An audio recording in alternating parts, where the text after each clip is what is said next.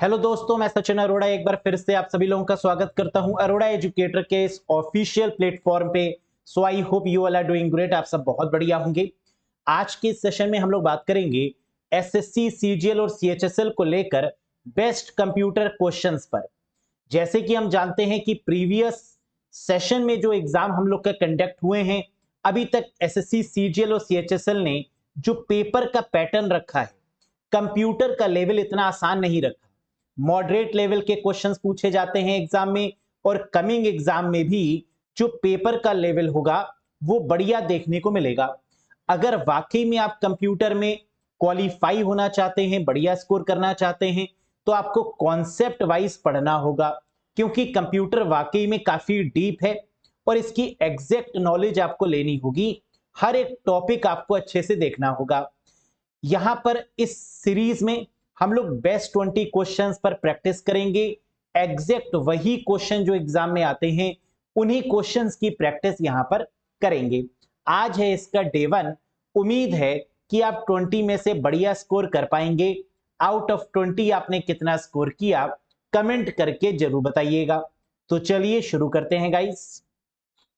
साथ ही साथ आपको यह भी बता दें कि अगर कंप्यूटर को लेकर आप अलर्ट हैं और आप जानते हैं कि कंप्यूटर एक गेम चेंजर हो सकता है, कंप्यूटर की वजह से कई सारे कैंडिडेट्स क्वालिफाई नहीं कर पाए, बढ़िया मार्क्स होते हुए भी अदर सब्जेक्ट्स में, लेकिन कंप्यूटर में पीछे होने की वजह से जॉब जहां उनकी होनी चाहिए थी वो जॉब को नहीं ले पाए। तो आप अगर कंप्यूटर में बहुत ज्यादा अलर्ट हैं, कंप्यूटर को लेकर टॉपिक वाइज पढ़ना चाहते हैं, बढ़िया लेवल से सारे एमसीक्यूज को करना चाहते हैं, तो आप इस कोर्स से कनेक्ट हो जाइएगा, जो कि फोकस्ड है एसएससी, सीजीएल और सीएचएसएल को लेकर कंप्लीट कंप्यूटर कोर्स, जहां पर आपको concept wise videos, MCQs, PDF और मॉक टेस्ट ये सभी मिलने वाले हैं।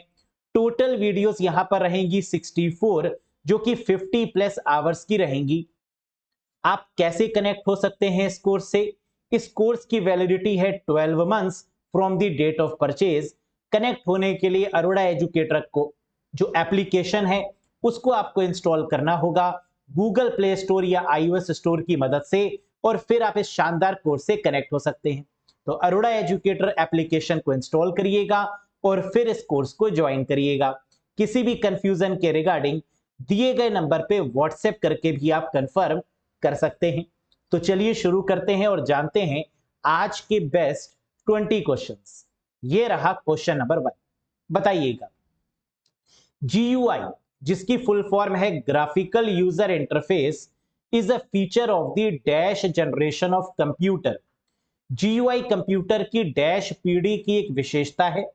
हम जानते हैं कि कंप्यूटर में जो ऑपरेटिंग सिस्टम होते हैं, ये दो तरीके के इंटरफेस को रखते हैं। एक ग्राफिकल यूजर इंटरफेस है और दूसरा कंसोल यूजर इंटरफेस है, जिसे कई बार कमांड यूजर इंटरफेस के नाम से भी जानते हैं।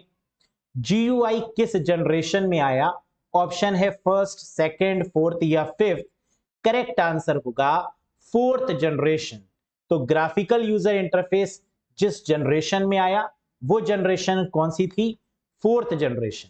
Very good. Next, each NIC card is assigned a unique dash that is burned into dash. प्रत्येक एनआईसी कार्ड को एक यूनिक डैश असाइन किया जाता है, जिसे डैश में बर्न किया जाता है। तो यहां पर आपको दो चीजें पूछी जा रही हैं। पहला, एनआईसी कार्ड, जिसकी फुल फॉर्म होती है नेटवर्क इंटरफेस कार्ड, और एनआईसी कार्ड में हम क्या लिखते हैं, क्या लिखा होता है एनआईसी कार्ड के ऊपर? MAC address. तो पहला तो होगा MAC address. Each NIC card is assigned a unique MAC address that is burn into. इस मैक एड्रेस को बर्न किया जाता है कहां पर?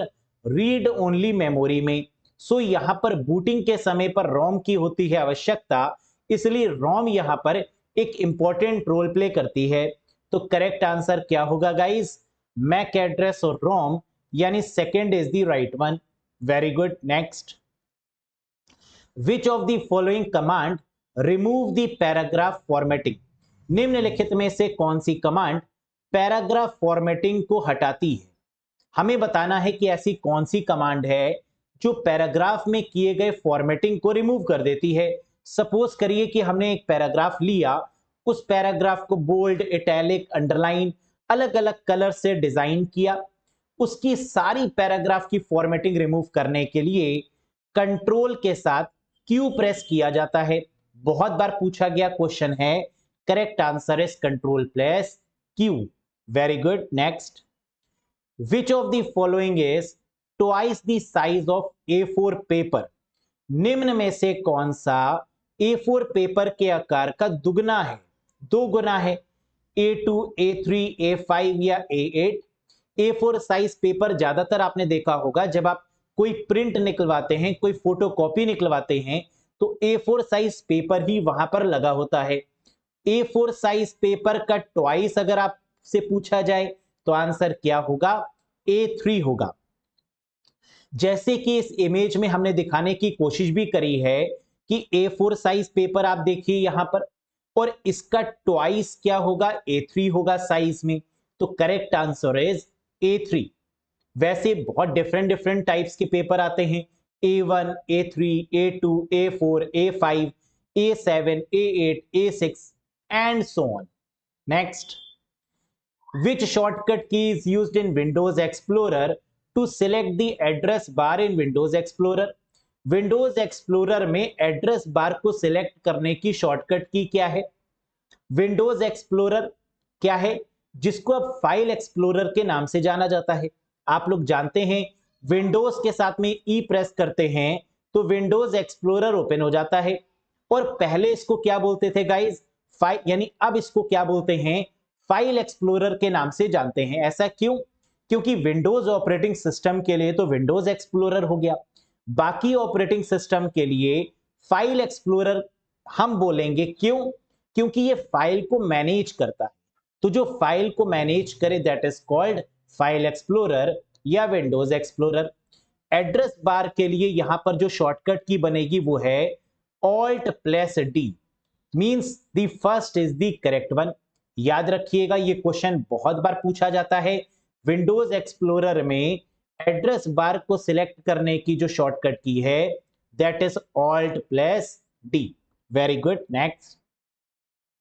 Recently, India's AI supercomputer Dash ranked 75th in global supercomputing list. हाल ही में भारत का आर्टिफिशियल इंटेलिजेंस सुपरकंप्यूटर, जिसका नाम आपको बताना है, वैश्विक सुपर कंप्यूटिंग सूची में 75th पोजीशन यानी स्थान पर है। अभी हाल ही में काफी न्यूज में भी रहा ये। ऑप्शंस हैं एरावत, परम सिद्धि, प्रत्युष, परम शिवाय। अभी तक आर्टिफिशियल इंटेलिजेंस बेस्ड जो इंडिया का फास्टेस्ट सुपर कंप्यूटर था वो था परम सिद्धि एआई, लेकिन रिसेंटली जो अनाउंस किया गया है वो है एरावत। तो जो 75 नंबर पे फास्टेस्ट बन चुका है, so the correct answer is Airavat. याद रहेगा आपको। Very good, next. Which of the following categories of virus normally infect executable code such as .com, .exe files? निम्न में से कौन से वर्ग के वायरस आमतौर पर निष्पादन योग्य कोड जैसे .com, .exe फाइलों को संक्रमित करते हैं? हम जानते हैं कि .com, .exe जब हम कोई सॉफ्टवेयर बनाते हैं तो उसका जो एक्सटेंशन होता है वो क्या होता है? .exe होता है, या किसी फाइल्स का .com होता है। तो ऐसी फाइल्स को वो वायरस जो इन्फेक्ट करते हैं उन्हें क्या बोलते हैं? That are called file infector virus. याद रखिएगा, अगर .com, .exe फाइल्स के नाम से आपसे पूछा जाए तो इस तरीके के वायरस को क्या बोलते हैं? फाइल इन्फेक्टर वायरस के नाम से जानते हैं। Next. Which type of number system have alphanumeric type character? किस प्रकार की संख्या प्रणाली में अल्फान्यूमेरिक प्रकार के वर्ण होते हैं? अल्फान्यूमेरिक मींस अल्फाबेट भी होंगे और नंबर्स भी होंगे।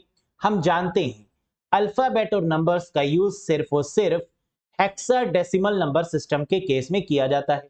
So here the correct answer is hexadecimal number system, जो कि अल्फाबेट और नंबर्स दोनों का ही समान रूप से इस्तेमाल करता है।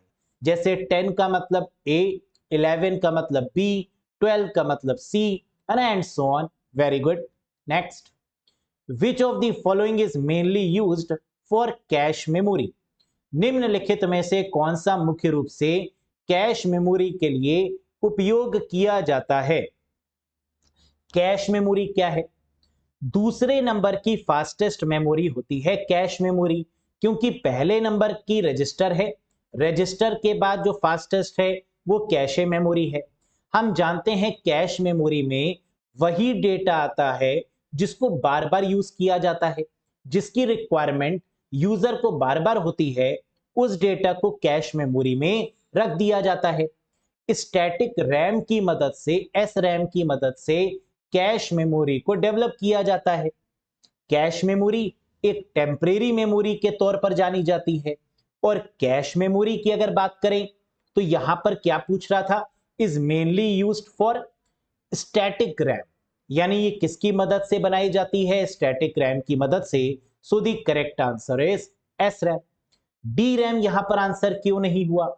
डायनेमिक रैम क्यों नहीं हुआ? क्योंकि हम लोग बहुत अच्छे तरीके से जानते हैं कि हमारे लैपटॉप्स में, हमारे कंप्यूटर्स में, हमारे गैजेट्स में जो रैम लगी होती है वो डायनेमिक रैम होती है, जो रिफ्रेश होती है। जबकि स्टैटिक रैम वो रैम है जिसकी मदद से कैश मेमोरी को डेवलप किया जाता है। तभी तो स्टैटिक रैम बहुत फास्ट होती है डायनेमिक रैम के कंपैरिजन में। Very good. Next, cache memory is logically positioned. कोई ना कोई क्वेश्चन तो कैश मेमोरी से आएगा ही आएगा। यहां पर क्वेश्चन पूछा जा रहा है कैश मेमोरी तार्किक रूप से स्थित है कहां पर? Between main memory and secondary memory. ये कैश मेमोरी की लोकेशन क्या होती है, कहां पर कैश मेमोरी होती है ना, यही आपको बताना है। तो मेन मेमोरी और सेकेंडरी मेमोरी के बीच में, सीपीयू और मेन मेमोरी के बीच में, सीपीयू के अंदर, inside the input output processor.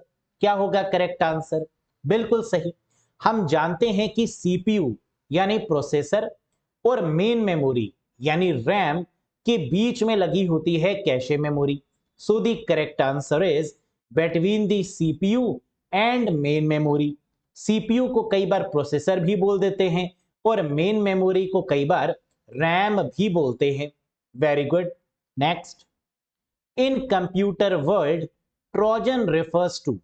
Computer की दुनिया में ट्रोजन किसे संदर्भित करता है? ट्रोजन क्या है?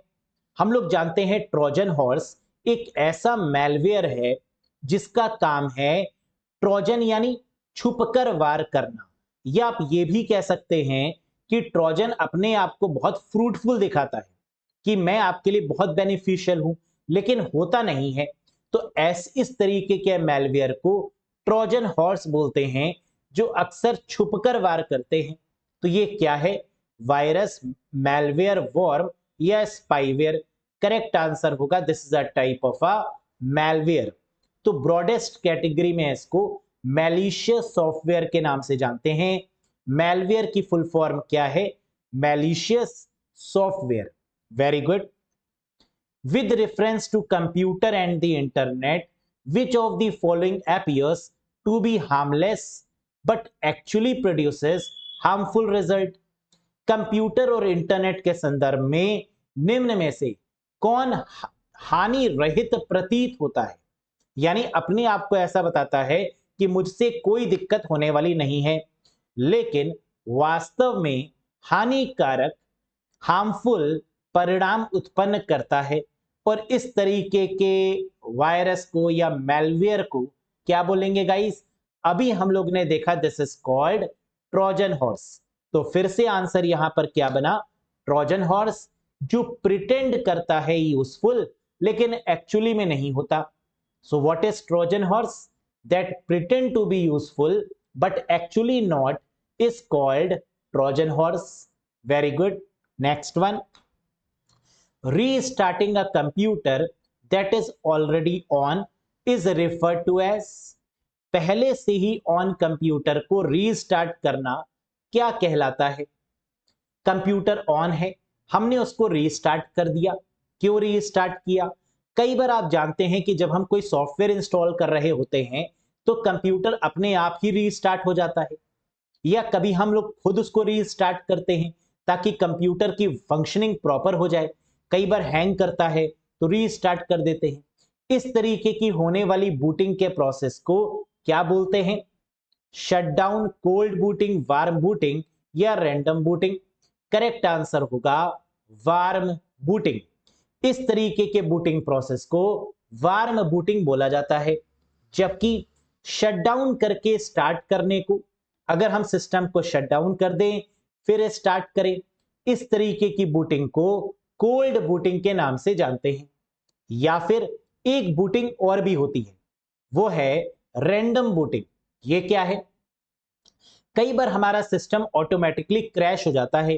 क्रैश होने पर वो अपने आप बंद खुल होने लगता है, अपने आप बंद हो जाता है, अपने आप खुल जाता है। इस तरीके की बूटिंग को रैंडम बूटिंग के नाम से जानते हैं। ये तब होता है जब हमारे सिस्टम में कोई वायरस आ जाता है, जब हमारा सिस्टम का जो अपडेट है वो प्रॉपर काम नहीं करता, जब हमारे सिस्टम में कोई प्रॉब्लम होती है, तब इस केस में सिस्टम क्रैश होने लगता है और इस समय जो बूटिंग होती है that is called random booting. Very good. Next, a device used to connect two or more different network is called। बताइए, नेटवर्किंग डिवाइसेस से तो बहुत सारे क्वेश्चन आते हैं, बताइए इसका आंसर क्या होगा? दो या दो से अधिक विभिन्न नेटवर्कों को जोड़ने के लिए प्रयोग की जाने वाली युक्ति क्या कहलाती है? यानी वो डिवाइस बताइए जो डिफरेंट नेटवर्क को कनेक्ट करती है। याद रखिएगा, कभी भी एग्जाम में डिफरेंट पूछा जाए, अलग नेटवर्क, डिफरेंट नेटवर्क, तो आंसर क्या होगा? गेटवे होगा। क्योंकि गेटवे का काम क्या है? दो डिसिमिलर नेटवर्क, दो अलग अलग नेटवर्क को आपस में जोड़ने का। जबकि अगर क्वेश्चन में सिमिलर नेटवर्क मिल जाए, सिमिलर नेटवर्क, तो आंसर ब्रिज होता है। ब्रिज का काम क्या है? सिमिलर नेटवर्क, सिमिलर प्रोटोकॉल को कनेक्ट करने का। ब्रिज ना हो तो राउटर हो जाएगा करेक्ट आंसर, सिमिलर नेटवर्क को कनेक्ट करने का। लेकिन डिसिमिलर और डिफरेंट नेटवर्क को कनेक्ट करने के लिए गेटवे का इस्तेमाल किया जाता है। Very good. Next, which among the following is a device that is used to connect more number of local area network? निम्नलिखित में से कौन सा एक उपकरण है, डिवाइस है, जिसका उपयोग अधिक संख्या में लोकल एरिया नेटवर्क यानी लैन को जोड़ने के लिए किया जाता है? कई सारी लोकल एरिया नेटवर्क, कई सारी लैन लगी हुई हैं, इनको आपस में कनेक्ट करने के लिए किस डिवाइस का यूज करेंगे? रिपीटर, ब्रिज, स्विच या राउटर? बिल्कुल सही करेक्ट आंसर होगा one and only one, that is router. Router की बात करें, इसका काम होता है सोर्स से पैकेट को लेकर डेस्टिनेशन तक पहुंचाना। नंबर वन, राउटर का मेन काम क्या है? कि पैकेट्स को फिल्टर आउट करना, पैकेट्स को सोर्स से डेस्टिनेशन तक लेकर जाना, और साथ ही साथ राउटर नेटवर्क लेयर पर काम करता है।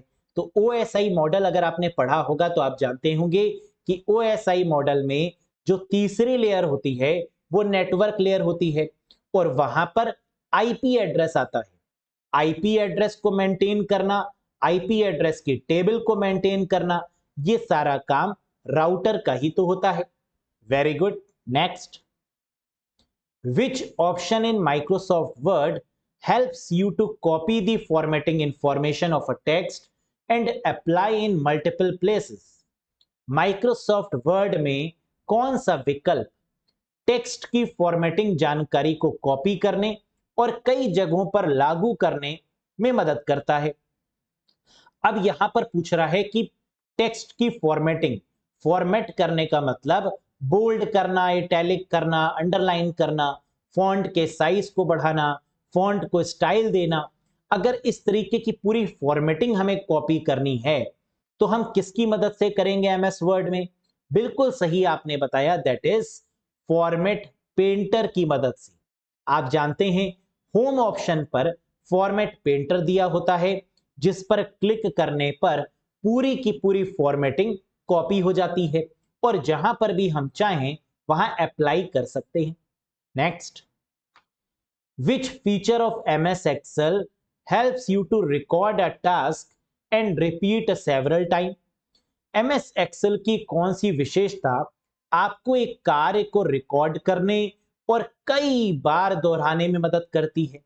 MS वर्ड में, एक्सेल में, पावर पॉइंट में, इन सभी में रिकॉर्डिंग करने के लिए, रिपीट करने के लिए सेम तरीके के टास्क को किसका यूज होता है? बिल्कुल सही, दैट इज मैक्रोस। रिकॉर्ड करने के लिए एक ही तरीके के काम को जो बार बार हमें करना है वो हम मैक्रोस की मदद से की स्ट्रोक्स को रिकॉर्ड कर लेते हैं। That is done only with the help of macro. ये वर्ड में भी है, एक्सेल में भी है और पावर पॉइंट में भी है। Very good. Next, which shortcut key will shut down your computer? ये तो बहुत आसान है, आप सभी लोग जानते हैं। कौन सी शॉर्टकट की आपके कंप्यूटर को बंद कर देगी? Here is the option guys, and the correct answer is Alt plus F4। Alt plus F4 की मदद से सारी ओपन एप्लीकेशंस को भी बंद किया जा सकता है और फाइनली सिस्टम को भी शट डाउन किया जा सकता है। Right. Next, question 19, by default numbers alignment in MS Excel। MS Excel में डिफॉल्ट संख्या संरेखण क्या है? एक्सेल में जो नंबर्स होते हैं वो किस तरफ होते हैं और जो लेटर्स होते हैं वो किस तरफ अलाइन किए जाते हैं बाय डिफॉल्ट, ये आपको बताना है। बिल्कुल सही। तो आपको यहां पर याद ये रखना है कि एक्सेल में नंबर्स को राइट हैंड साइड पर अलाइन करते हैं, तो आंसर यहां पर क्या होगा? Right side. जबकि टेक्स्ट को लेफ्ट हैंड साइड पर अलाइन किया जाता है ना। आप देख सकते हैं नंबर्स को हमने राइट साइड में लिखा हुआ है, ये ऑटोमेटिकली होता है, जबकि लेटर्स को बाय डिफॉल्ट लेफ्ट साइड में हम लोग अलाइन करते हैं। क्लियर है? ग्रेट।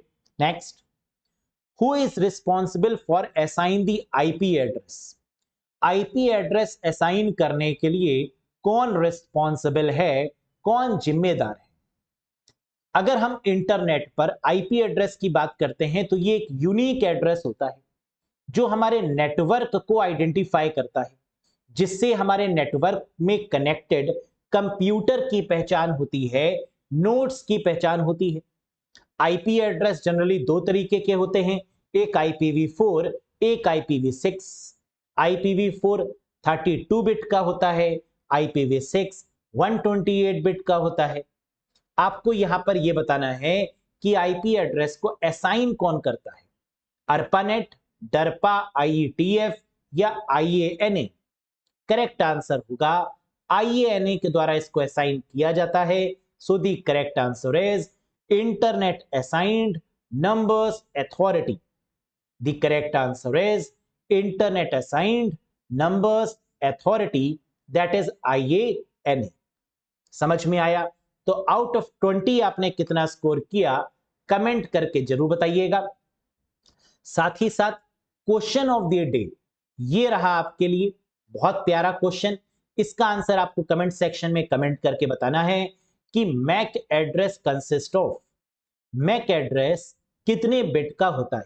अभी हम लोग ने देखा कि मैक एड्रेस इसकी फुल फॉर्म है media access control. MAC address जो हम लोग जानते हैं एक ऐसा एड्रेस होता है जिसे फिजिकल एड्रेस के नाम से भी जानते हैं।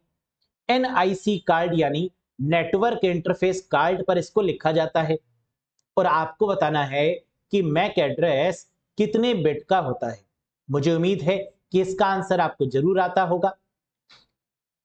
क्वेश्चंस का लेवल आपको पसंद आया होगा। ऐसे ही क्वेश्चंस एग्जाम में पूछे जाते हैं सेम टू सेम, जिसकी प्रैक्टिस हम लोग यहां पर करने वाले हैं। अगर आपको टॉपिक वाइज पढ़ना है, डिटेल में सारे MCQs करने हैं, PDF की मदद से रिवाइज करना है और A to Z आप चाहते हैं एक बार अगर कंप्यूटर को बढ़िया तरीके से पढ़ लिया जाए तो इसके लिए आप कोर्स को ज्वाइन कर सकते हैं। SSC, CGL और CHSL दोनों को लेकर परफेक्ट कोर्स ये आपको मिलने वाला है। कैसे ज्वाइन करेंगे? अरोड़ा एजुकेटर एप्लीकेशन को इंस्टॉल करेंगे और फिर आप इस कोर्स से कनेक्ट हो सकते हैं, जिसकी वैलिडिटी 12 मंथ्स है from the date of purchase. Clear है? किसी भी डाउट के रिगार्डिंग कुछ पूछना चाहते हैं तो दिए गए नंबर पे व्हाट्सएप करके भी आप कंफर्म कर सकते हैं। वीडियो अगर पसंद आया हो तो एक बार लाइक करिएगा, चैनल पर नए हो तो सब्सक्राइब जरूर करिएगा। बहुत जल्द मिलेंगे नेक्स्ट वीडियो में, देखेंगे इस क्वेश्चन का आंसर जो आपको हमने दिया है और साथ ही साथ best 20 questions. Thank you very much guys, take care.